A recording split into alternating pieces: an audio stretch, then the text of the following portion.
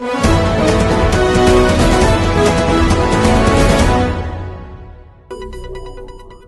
and welcome to Radio Himalaya News. Today we have a very prolific guest with us. She's a TV panelist, a public servant, a writer, speaker, and also a founder of an NGO called Spindle India.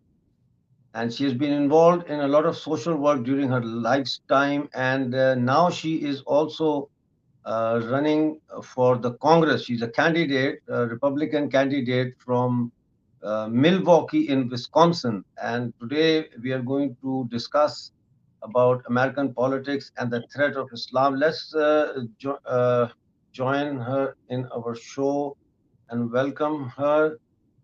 Hello, Purnima Nath ji, namaste. How are you? I'm very well. Thank you so much for having me, Dr. Saab. Oh, it's a pleasure. It's an honor that our channel has a guest like yourself. And how's the campaign going? Fantastic. Very excited about it. I'm a legal immigrant to America in the first generation. So, coming from the background where I come from and running in this country to bring certain messages out there to educate and also alarm the people of America. And I think I feel privileged that this is the experience I bring with me. Great. Talking about alarms. Uh, we are alarmed by the growing strength of Islamist fascism in Europe. Now, every single Saturday, main cities in Europe, in the EU, like Paris, Berlin, London, Glasgow, and other cities are witnessing a surgence. I wouldn't call it resurgence, but a surgence of Islamic fundamentalism in the guise of human rights. And most of the protests are very anti-Semitic, and they are talking about the Hamas and Israel war and favoring the Hamas and calling Gaza, support Gaza and death to Israel. These kind of slogans are being raised during these processions, and the left wing is also joined them. They have joined them in these Islamist Sharia slash whatever fascist marches. And do you have the same problem in the United States of America? Is there a threat to the US social fabric by these Islamist jihadists? That's a very good question, Dr. Saab. We are extremely alarmed by what is happening in the United States today. If you have seen the news, probably you have actually noticed that several prominent universities were actually taken over by the protests and the riots of the same kind of entities who are supporting the Islamo-Marxism. So when we talk about lowering and desecrating American flag and raising a Palestinian flag, that to me is a quite disturbing scene. And so certainly it is a problem. And I do follow what's happening in Europe. So sadly, yes, some Europe is going through this, but I think partially, I would say some section of American diaspora here actually understand the threat, but not majority. So, me coming from India as a legal immigrant to this country, assimilating, contributing, and my own way in this particular side of the land, very peaceful and etc. If we can't say or we can't describe as to what we have gone through in India for the last millennium, I think American people won't understand that, and that will be a massive disservice for my soul. So that's the reason I actually speak out on these matters, and I think it's actually quite dangerous. Hindu community of India somehow survived, and it's actually very sadly the abuse against Hindus are still happening in the final land of Hindus in India, and it's happening in Pakistan and Bangladesh, Afghanistan. There is no Hindu left at this point of time for them to be abused. So, in short, I basically am taking on the role to communicate to American people, to my constituency as well, that this threat is real. And we have seen in our own universities here, and we have seen how violent and intimidating they can be. And the Palestinian supporters actually spitting on Jews and anybody who actually support Israel. So there's no possibility of a conversation. You can't have a conversation with a entity and a party where actually they come with massive hate like that. And this is Uh, absolutely seen in America. right. Now, let me bring to your attention that US President Mr. Joe Biden has been reported that under his administration, $2.8 billion worth of American money has been transferred to the Taliban government since August 2021 in different guises like humanitarian aid and this aid and food aid. But we all know that there is no check and balance, there is no transparency when it comes to Afghanistan. And definitely, all this money is ending up in the hands of the Islamic fundamentalist jihadis, otherwise known as Taliban. And when America, under Joe Biden, hurriedly left Afghanistan, they left behind $86 billion worth of weapons, armory, and infrastructure intact for the Taliban uh, as maybe a farewell gift or whatever. Now, as soon as this news has come that Biden administration has given away $2.8 billion to the Taliban government, the very next day, the Taliban foreign minister called on the Iranian foreign minister, and on a telephone call, they discussed sending Taliban jihadi fighters in thousands to support Hezbollah in Lebanon as well as in Gaza. Do you think the American government is an accomplice in supporting jihad? I mean, the American Joe Biden government, are they accomplice in supporting jihad and at the same time giving lip service to Israel? Pakistan has been a enemy state of India since its founding, and from the beginning we know that United States actually supports Pakistan, and it always supported, funded, nurtured, and etc.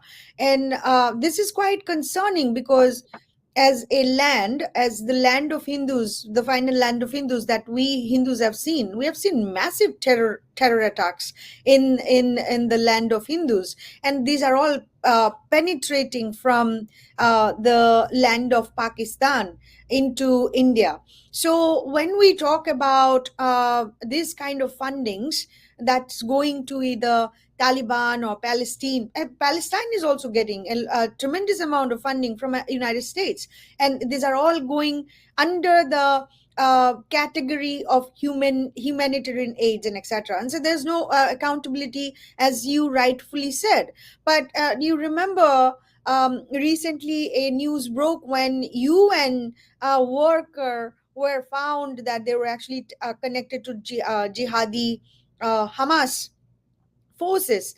Initially, they didn't actually believe that UN is involved, but then UN employees are. So exactly what Joe Biden administration is trying to do, it makes no sense at the say from a broader perspective. But I suspect there is something else going on in terms of narrative building. So there might be some deceptive agenda happening which we are unable to see. Okay. But do you think that Joe Biden is clandestinely supporting the Taliban, and by supporting the Taliban, supporting Iran, and by supporting Iran, supporting the Hamas, and playing a double game under Joe Biden? I mean, if Donald Trump was there, things would have been different. Wouldn't you say Absolutely, so? 100%. But as you know that there's a alliance between the Islamism and the Marxism. If Trump was there, his actions would have been different, of course. But then, if you know, there is a connection between Islamism and the Marxism. So, Democrat Party, the left parties, always somehow very friendlier to the Islamist agenda, and that has been quite the case, literally every single country. So when we look at from a perspective of Joe Biden's party and Joe Biden's election in 2020, you may remember there was something at that point of time. They actually mobilized 1 million vote for Biden, and that was a coalition of major Islamic organizations. Seven organizations who were involved in it, and they were basically they wanted to make sure that all the Muslims vote bank um, uh, goes to Joe Biden, and that was the agenda. As soon as this Israel Palestine war broke out, what happened was Joe Biden and also American people sided with the Israeli forces, and suddenly you saw a massive shift in terms of Joe Biden's numbers falling. So, in order to mend that, I'm sure they're going to come up with some ideas to show something out in the public that they're helping Israel, but also they're aligning with the Palestinian. So at the from a perspective of trust, I mean, personally, I don't trust the left government at all. I don't believe they are good for any particular country, especially our country over here. And sadly speaking, and they are the rulers at this point of time, and they are the one who's actually creating narratives and publicizing through their media arms and confusing people. So what you mentioned, it could be possibility, but we So won't know until it is too late. you see, I don't know if you would agree with me, but my personal perception about the Taliban is that they have breached peace in the region. They have launched a war of aggression against an elected government in Afghanistan, and they have caused humanitarian crimes against humanity as well. The simplest and the easiest crime to spot would be that it is more than 1,000 days since they banned girls' education in Afghanistan. So these three tantamount to war crimes. If would you agree with that? Well, if you look at Iran, we saw the massive protests that broke out in Iran because of the similar, agenda, hijab agenda, and women cannot actually walk around without hijab and etc. What Taliban has done to the girls in and the women in Afghanistan is quite sad. Obviously, these are human rights issues, but sadly, though, from a perspective of America, sometimes foreign policy doesn't make sense to me personally, and that's why I speak against the soft agenda that sometimes the leftist government try to push. So, to answer your question simply, we might see we have seen some deceptive activities from the leftist government, and I'm quite concerned about the safety of our country at this point of time as well, Dr. Saab. So this Joe Biden administration and Joe Biden himself as well, they are basically facilitating Islamist jihadism in America. How big and how serious a threat do you think this Islamic mindset and Islamic jihadist mindset is to the American society, and how do you intend to counter it? Well, the first step to counter any problem is to acknowledge there is a problem. But Exactly. today, in our society, in American society, it's not ready.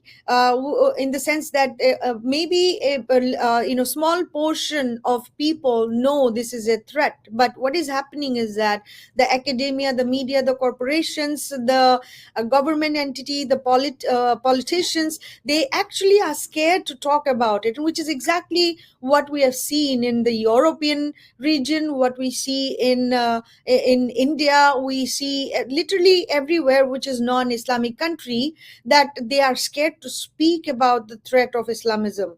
America is no different, and I think the only country so far has actually very the way I want to put it is very bravely countered Islam so far has been India, and with us Hindus being tortured and tormented and shamed and intimidated and then also terrorized over 1,000 years. Still we exist, still we are not eradicated, still we are not erased, and our heritage is coming back. There is a pride in the Hindus that yes, things were difficult before, now the new temple was built.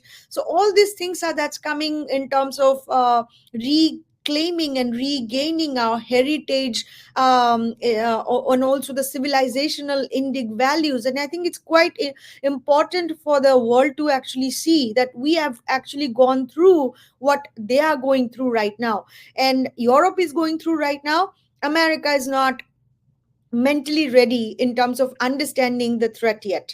Some people are talking about it, and some people understand the threat and they speak about it, and especially me, I speak about it too as a candidate, as a political candidate.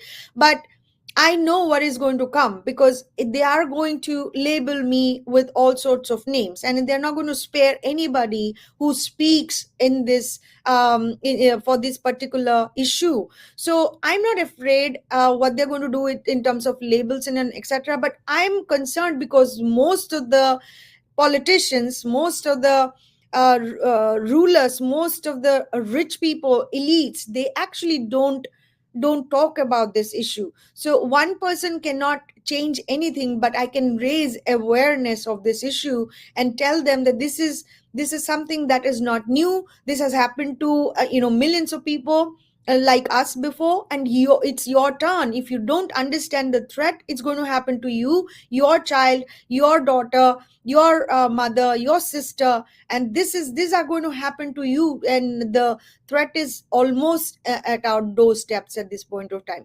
So shortly speaking, in America, a very small percentage of people understand this threat and they're talking about it. However, it's not widespread, and people, majority of them, don't think it's a problem. Even after this, it's because, to me, the fundamentally it's because the media is not taking this issue and they're not talking about this threat at all. Well, thank you very much for joining us, Purnima Nath ji, and I hope that your endeavor to bring awareness about this looming threat over the American democracy and civilization in general is a success. And I wish you all the good luck for your campaign. Thank you for joining us. And Thank I'll you. see you next time in my other show. Thank you. Thank you so much.